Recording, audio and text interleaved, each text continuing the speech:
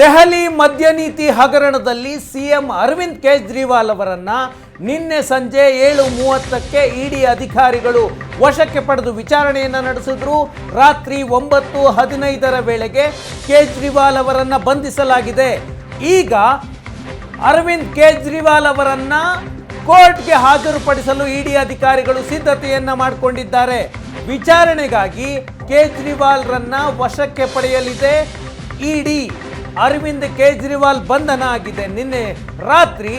ಈಗ ಅರವಿಂದ್ ಕೇಜ್ರಿವಾಲ್ ಬಂಧನಕ್ಕೆ ಎಎಪಿ ಮತ್ತು ಕಾಂಗ್ರೆಸ್ ಆಕ್ರೋಶವನ್ನು ವ್ಯಕ್ತಪಡಿಸ್ತಾ ಇದೆ. ನರೇಂದ್ರ ಮೋದಿ ಸರ್ಕಾರದ ವಿರುದ್ಧ ಎಎಪಿ ಮತ್ತು ಕಾಂಗ್ರೆಸ್ ಇವತ್ತು ದೊಡ್ಡ ಪ್ರತಿಭಟನೆಯನ್ನ ಮಾಡಿದೆ. ರಾಜಕೀಯ ದ್ವೇಷದಿಂದ ಕೇಜ್ರಿವಾಲ್ ಅರೆಸ್ಟ್ ಆಗಿದೆ. ರಾಜಕೀಯ ದ್ವೇಷದ ಕಾರಣಕ್ಕೆ ಚುನಾವಣಾ ಸಂದರ್ಭದಲ್ಲಿ ಇನ್ನು ಕೇವಲ 28 ದಿನ ಇದೆ ಮೊದಲ ಹಂತದ ಮತದಾನಕ್ಕೆ. ಇಂತಹ ಸಂದರ್ಭದಲ್ಲಿ ಕೇಜ್ರಿವಾಲ್ ಅವರ ಬಂಧನಕ್ಕೆ ವಿಪಕ್ಷಗಳು ಆಕ್ರೋಶವನ್ನು ವ್ಯಕ್ತಪಡಿಸಿದ್ದಾವೆ, ಪ್ರತಿಭಟನೆಯನ್ನು ಮಾಡ್ತಾ ಇದ್ದಾವೆ. ದೇಶದ ಬಹುತೇಕ ವಿಪಕ್ಷಗಳು ಅರವಿಂದ್ ಕೇಜ್ರಿವಾಲ್ ಅವರ ಬೆಂಬಲಕ್ಕೆ ನಿಂತಿದ್ದಾರೆ. ಆದರೆ ಬಿಜೆಪಿ ಅರವಿಂದ್ ಕೇಜ್ರಿವಾಲ್ ದೆಹಲಿಯ ಮದ್ಯ ನೀತಿ ಹಗರಣದಲ್ಲಿ ಕಿಂಗ್ ಪಿನ್ ಅನ್ನುವಂತಹ ಆರೋಪ ಮಾಡ್ತಾ ಇದೆ. ಕೇಜ್ರಿವಾಲ್ ಪ್ರಮುಖ ಆರೋಪಿ. 9 ಸಮನ್ಸ್ ಕೊಟ್ಟರು, ವಿಚಾರಣೆಗೆ ಹಾಜರಾಗದೆ ತಪ್ಪಿಸಿಕೊಂಡಿದ್ರು. ನಿನ್ನೆ ಅರೆಸ್ಟ್ ಮಾಡಲಾಗಿದೆ ಅಂತ ಬಿಜೆಪಿ ಈ ಬಂಧನವನ್ನ ಸಮರ್ಥನೆ ಮಾಡಿಕೊಳ್ತಾ ಇದೆ.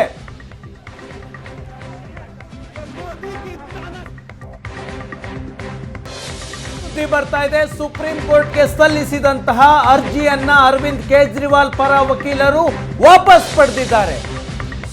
ಸಿಎಂ ಬಂಧನವನ್ನ ಪ್ರಶ್ನಿಸಿ ಸಲ್ಲಿಸಲಾಗಿದ್ದಂತಹ ಅರ್ಜಿಯನ್ನ ಸುಪ್ರೀಂ ಕೋರ್ಟ್ನಿಂದ ವಾಪಸ್ ಪಡೆಯಲಾಗಿದೆ. ಅಭಿಷೇಕ್ ಮನು ಸಿಂಘ್ವಿ ಅರವಿಂದ್ ಕೇಜ್ರಿವಾಲ್ ಬಂಧನವನ್ನ ಪ್ರಶ್ನೆ ಮಾಡಿ ಸುಪ್ರೀಂ ಕೋರ್ಟ್ಗೆ ಅರ್ಜಿಯನ್ನ ಸಲ್ಲಿಸಿದ್ರು. ಆ ಅರ್ಜಿಯನ್ನ ಈಗ ವಾಪಸ್ ಪಡೆಯಲಾಗಿದೆ. ಕೇಜ್ರಿವಾಲ್ ಬಂಧನಕ್ಕೂ ಮೊದಲು ಒಂದು ಅರ್ಜಿಯನ್ನು ಸಲ್ಲಿಸಲಾಗಿತ್ತು. ಬಂಧನ ಮಾಡಬಾರದು, ದೆಹಲಿಯ ಹೈಕೋರ್ಟ್ ಆದೇಶವನ್ನು ಪ್ರಶ್ನಿಸಿ ಒಂದು ಅರ್ಜಿಯನ್ನು ಸಲ್ಲಿಸಲಾಗಿತ್ತು. ಅದಾದ ನಂತರ ಅರವಿಂದ್ ಕೇಜ್ರಿವಾಲ್ ಬಂಧನ ರಾತ್ರಿ 9:15 ಆಯಿತು. ಬಂಧನದ ನಂತರ ಬಂಧನವನ್ನು ಪ್ರಶ್ನಿಸಿ ಅರ್ಜಿ ಸಲ್ಲಿಸಲಾಗಿತ್ತು ಸುಪ್ರೀಂ ಕೋರ್ಟ್ಗೆ. ಆ ಅರ್ಜಿಯನ್ನ ಈಗ ಕೇಜ್ರಿವಾಲ್ ಪರ ವಕೀಲರು ವಾಪಸ್ ಪಡೆದಿದ್ದಾರೆ. ಅರ್ಜಿ ವಾಪಸ್ ಪಡೆದಿರೋದನ್ನ ಅಭಿಷೇಕ್ ಮನು ಸಿಂಘ್ವಿ ಕೋರ್ಟ್ಗೆ ತಿಳಿಸಿದ್ರು, ಸುಪ್ರೀಂ ಕೋರ್ಟ್ಗೆ. ಬಂಧನದ ಬಗ್ಗೆ ಕೆಳಹಂತದ ಕೋರ್ಟ್ನಲ್ಲಿ ಅರ್ಜಿಯನ್ನ ಸಲ್ಲಿಸ್ತೀವಿ ಅಂತ ಅಭಿಷೇಕ್ ಮನು ಸಿಂಘ್ವಿ ತಿಳಿಸಿದ್ದಾರೆ. ನಿನ್ನೆ ರಾತ್ರಿ ತುರ್ತು ವಿಚಾರಣೆಗಾಗಿ ಅರ್ಜಿಯನ್ನ ಕೇಜ್ರಿವಾಲ್ ಪರ ವಕೀಲರು ಸಲ್ಲಿಕೆ ಮಾಡಿದ್ರು. ಆದರೆ ಅರ್ಜಿಯನ್ನ ವಿಚಾರಣೆ ಮಾಡೋದಕ್ಕೆ ಸುಪ್ರೀಂ ಕೋರ್ಟ್ ಒಪ್ಪಿರಲಿಲ್ಲ. ಇವತ್ತು ವಿಚಾರಣೆಗೋಸ್ಕರ ಪೀಠವನ್ನು ನಿಗದಿ ಮಾಡಲಾಗಿತ್ತು. ಆದರೆ ಇನ್ನೇನು ವಿಚಾರಣೆ ಆರಂಭ ಆಗುತ್ತೆ ಅನ್ನುವ ಸಂದರ್ಭದಲ್ಲಿ ಕೇಜ್ರಿವಾಲ್ ಪರ ವಕೀಲರು ಅರ್ಜಿಯನ್ನು ವಾಪಸ್ ಪಡೆದಿದ್ದಾರೆ.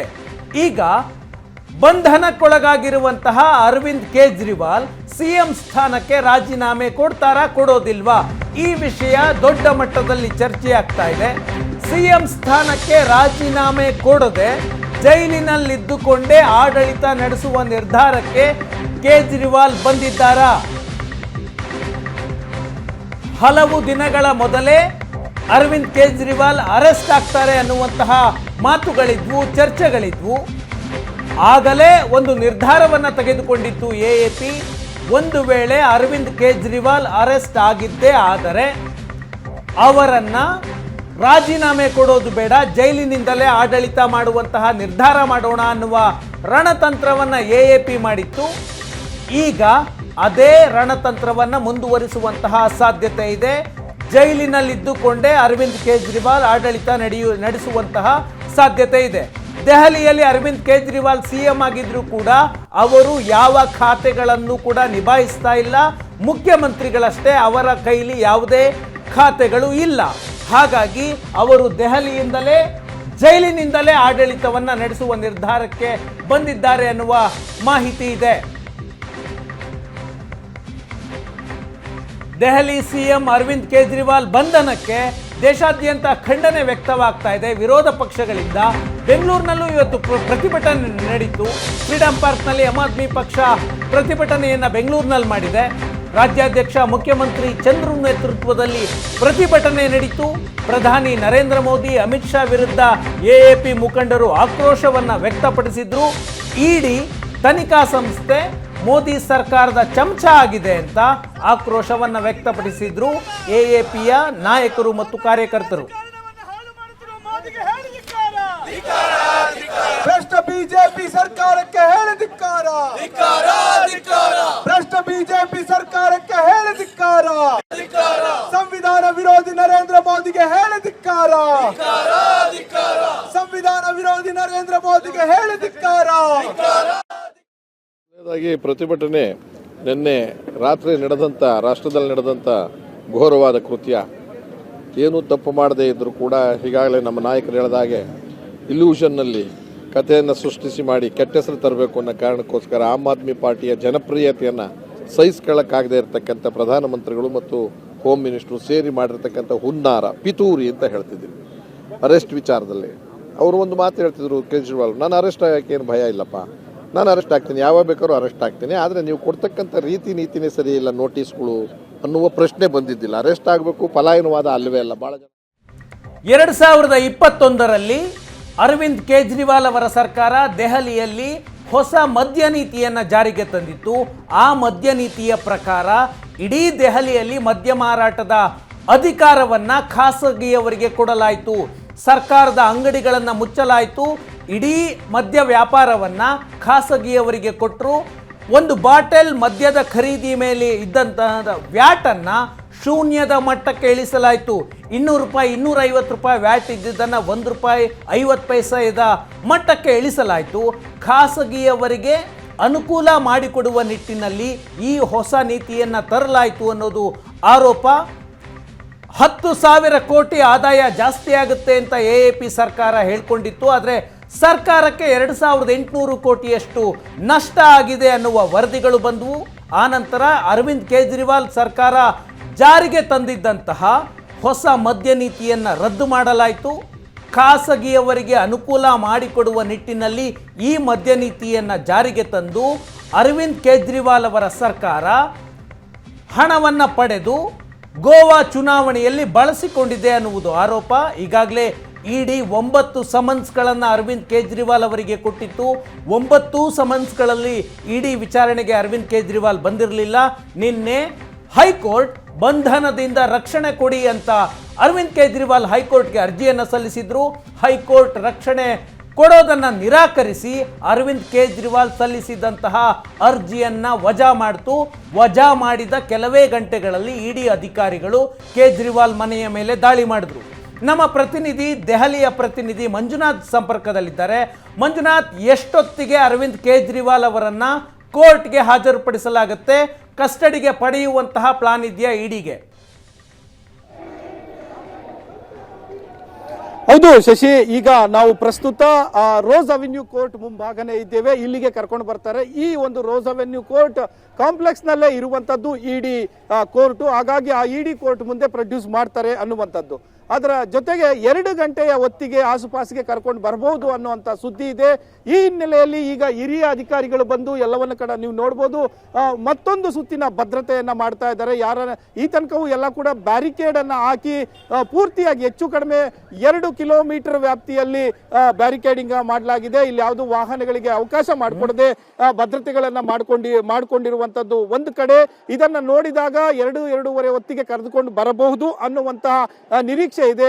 ಅದರ ಜೊತೆಯಲ್ಲಿ ಇಡಿ ಅಧಿಕಾರಿಗಳು ಪುನಃ ಕಸ್ಟಡಿಗೆ ಪಡೆಯುವ ಸಲುವಾಗಿ ಸುಮಾರು 10 ದಿನಗಳ ಕಸ್ಟಡಿ ಪಡಿಬೇಕು ಅನ್ನುವಂಥ ನಿಟ್ಟಿನಲ್ಲಿ ಸಿದ್ಧತೆಯನ್ನ ಮಾಡಿಕೊಂಡಿರುವಂತದ್ದು. ಇದೀಗ ನಾವು ನೋಡ್ತಾ ಇದ್ದೇವೆ, ಏನು ಆಪ್ ಪಕ್ಷ ಅಂದ್ರೆ ಅರವಿಂದ್ ಕೇಜ್ರಿವಾಲ್ ಅವರ ಬಂಧನವನ್ನ ಖಂಡಿಸಿ ಪ್ರತಿಭಟನಾಕಾರರು ಇಡಿ ಕೋರ್ಟ್ ಮುಂಭಾಗ ಬಂದು ಅವರಿಗೆ ಪ್ರತಿಭಟನೆಯನ್ನ ಮಾಡ್ತಾ ಇರುವಂತದ್ದು, ನಮ್ಮ ಬಂಧನವನ್ನ ಖಂಡಿಸ್ತಾ ಇರುವಂತದ್ದನ್ನ ನಾವು ನೋಡಬಹುದು ಚಿತ್ರಣದಲ್ಲಿ. ಪ್ರಸ್ತುತ ಪೊಲೀಸರು ಅವರನ್ನ ಬಂಧಿಸ್ತಾ ಇದ್ದಾರೆ, ಬಂಧಿಸಿ ಅವರನ್ನು ಕರ್ಕೊಂಡು ಹೋಗ್ತಾ ಇದ್ದಾರೆ. ಸುಪ್ರೀಂ ಕೋರ್ಟ್ಗೆ ಸಲ್ಲಿಸಿದಂತಹ ಅರ್ಜಿಯನ್ನ ಕೇಜ್ರಿವಾಲ್ ಪರ ವಕೀಲರು ವಾಪಸ್ ಪಡೆದಿದ್ದು ಯಾಕೆ? ಏನ್ ರೀಸನ್ ಅಂತ? ಶಶಿ, ಅದರಲ್ಲಿ ಎರಡು ಪ್ರಮುಖ ರೀಸನ್ಗಳಿದೆ ಸುಪ್ರೀಂ ಕೋರ್ಟಿನಲ್ಲಿ. ಒಂದು, ಇವತ್ತು ಕವಿತಾ ಪ್ರಕರಣ ಇತ್ತು. ಇದೇ ಪ್ರಕರಣದಲ್ಲಿ ಬಂಧನಕ್ಕೊಳಗಾಗಿರುವಂತಹ KCR ಅವರ ಪುತ್ರಿ ಕವಿತಾ ಪ್ರಕರಣ ಇವತ್ತಿತ್ತು. ಸಂಜೀವ್ ಖನ್ನಾ ಅವರ ಪೀಠದ ಮುಂದೆ ನಡೀತಾ ಇತ್ತು, ತ್ರಿಸದಸ್ಯ ಪೀಠ. ಅಲ್ಲಿ ಇವತ್ತು ತೀರ್ಪೊಂದು ಹೊರಗಡೆ ಬಿತ್ತು. ಅದರ ಪ್ರಕಾರ ನೀವು ಕೆಳ ಹಂತದ ನ್ಯಾಯಾಲಯಕ್ಕೆ ಹೋಗಿ ಅಲ್ಲೇ ನಿಮ್ಮ ಜಾಮೀನನ್ನು ಪಡೆಯಿರಿ ಅಂತ ಸುಪ್ರೀಂ ಕೋರ್ಟ್ ನೇರವಾಗಿ ಸೂಚನೆ ಕೊಡ್ತು. ಇದರ ಬೆನ್ನಲ್ಲೇ ಎಚ್ಚೆತ್ತುಕೊಂಡ್ರು ಕೇಜ್ರಿವಾಲ್ ವಕೀಲರು. ಪುನಃ ಇದೇ ತೀರ್ಪು ನಮಗೂ ಬರಬಹುದು ಅನ್ನುವಂಥ ನಿರೀಕ್ಷೆ ಇತ್ತು.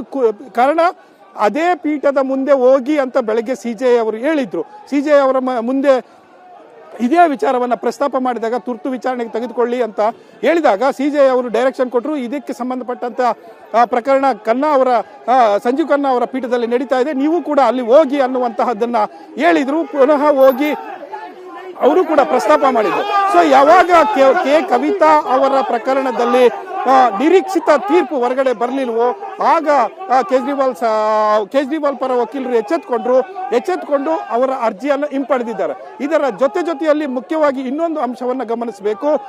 ಕೇಜ್ರಿವಾಲ್ ಅವರು ಅರ್ಜಿ ಹಾಕಿದ್ದ ಕೂಡಲೇ ED ಅಧಿಕಾರಿಗಳು ತಕ್ಷಣ ಒಂದು ಕೇವಿಯೇಟ್ ಹಾಕಿ ನೀವು ಈ ಪ್ರಕರಣವನ್ನು ವಿಚಾರಣೆ ಮಾಡಬೇಕಾದ್ರೆ ನಮ್ಮ ವಾದವನ್ನು ಕೂಡ ಕೇಳಬೇಕು ಅನ್ನುವಂಥ ಒಂದು ಮನವಿಯನ್ನು ಮಾಡ್ತಾರೆ. ಸೊ ಈ ಎರಡು ಅಂಶಗಳನ್ನು ಇಟ್ಕೊಂಡು ಈಗ ವಾಪಸ್ ತೆಗೆದುಕೊಂಡಿದ್ದಾರೆ ಅನ್ನುವಂಥದ್ದು ಮೂಲಗಳಿಂದ ತಿಳಿದು ಬರ್ತಾ ಇದೆ. Shashi, thank you Manjunath. ದೆಹಲಿ ಅರವಿಂದ್ ಕೇಜ್ರಿವಾಲ್ ಅವರು ರಾಜೀನಾಮೆ ಕೊಡೋದಿಲ್ಲ, ಜೈಲಿನಿಂದಲೇ ಆಡಳಿತವನ್ನ ನಡೆಸ್ತಾರೆ ಅನ್ನುವಂತಹ ಮಾಹಿತಿಗಳಿದ್ದಾವೆ. ದೆಹಲಿಯಲ್ಲಿ ದೊಡ್ಡ ಮಟ್ಟದ ಪ್ರತಿಭಟನೆ ನಡೀತಾ ಇದೆ ಈಗ ಬಿಜೆಪಿ ಮತ್ತು ಮೋದಿ ಸರ್ಕಾರದ ವಿರುದ್ಧ. ಈಗ ರಾಜ್ಯದಲ್ಲಿ ಚುನಾವಣೆ ಟೆನ್ಷನ್ ಇದೆ.